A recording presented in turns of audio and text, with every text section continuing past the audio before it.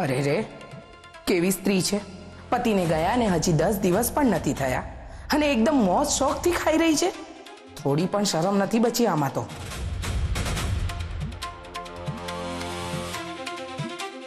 શું થયું? ચિરાગને એના પ્રોજેક્ટમાં સરગમની જરૂર છે એટલે એને બોલાવવા જઈ રહી છું. ના ના ના મીરા, મેં તને કહ્યું હતું ને કે સરગમને એનાથી દૂર રાખજે. અરે હા બાઈ ખરેખર અશુભ પગલાની છે. જો તો ખરી કેવી રીતે ખાઈ રહી છે.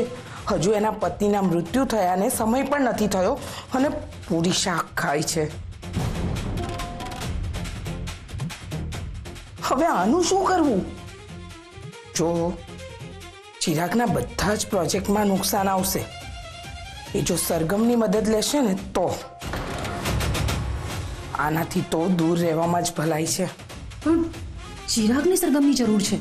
ચિરાગ એનું કામ જાતે પતાવી લેશે.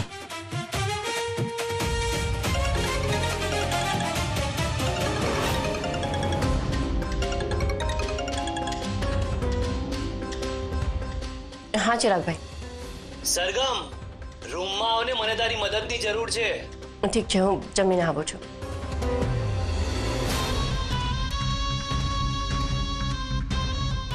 તમે જમી લો. મારે ચિરાગભાઈ માટે જમવાની થાળી લઈને જવાની છે. આપણે પછી વાત કરીએ.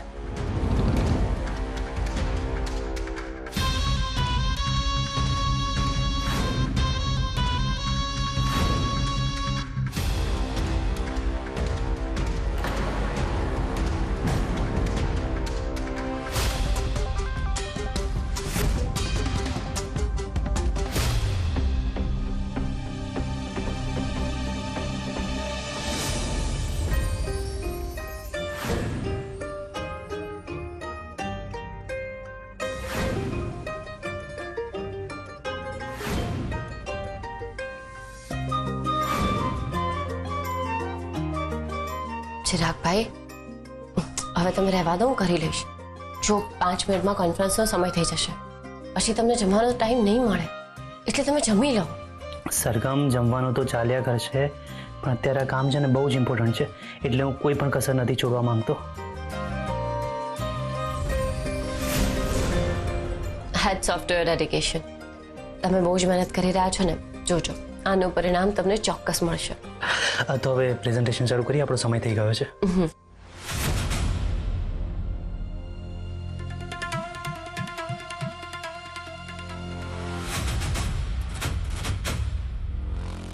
ચિરાગ કહેતો હતો કે એના માટે આ પ્રોજેક્ટ એનું સપનું છે અને આ વિધવાના પડછાયાથી મારા ચિરાગના જીવનમાં કંઈ અપશુકન ના થાય ને તો સારું.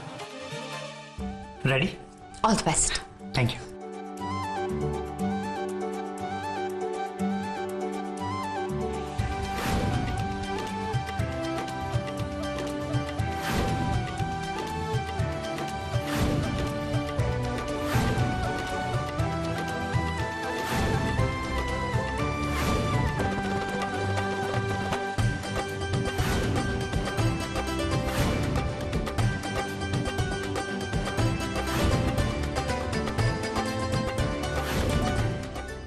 ઓકે સર, અને થેન્ક યુ તમારો સમય આપ્યો એ માટે. સર, હું આ સેમ્પલ અને જે પ્રેઝન્ટેશનની ફિઝિકલ કોપી છે ને એ 7 થી 7:30 સુધીમાં લઈ આવીશ, વાંધો નહીં ને? અને તમારી ફ્લાઇટ તો નાઇટની છે ને? યસ, આઈ હોપ કે મને મારા ફ્લાઇટના સમય પહેલા આ મળી જશે. Definitely sir. Thank you sir, thank you so much. હા ચિરાગભાઈ, બહુ જ સરસ પ્રેઝન્ટેશન હતું. Thank you so much. અને તે પણ મને બહુ જ મદદ કરી.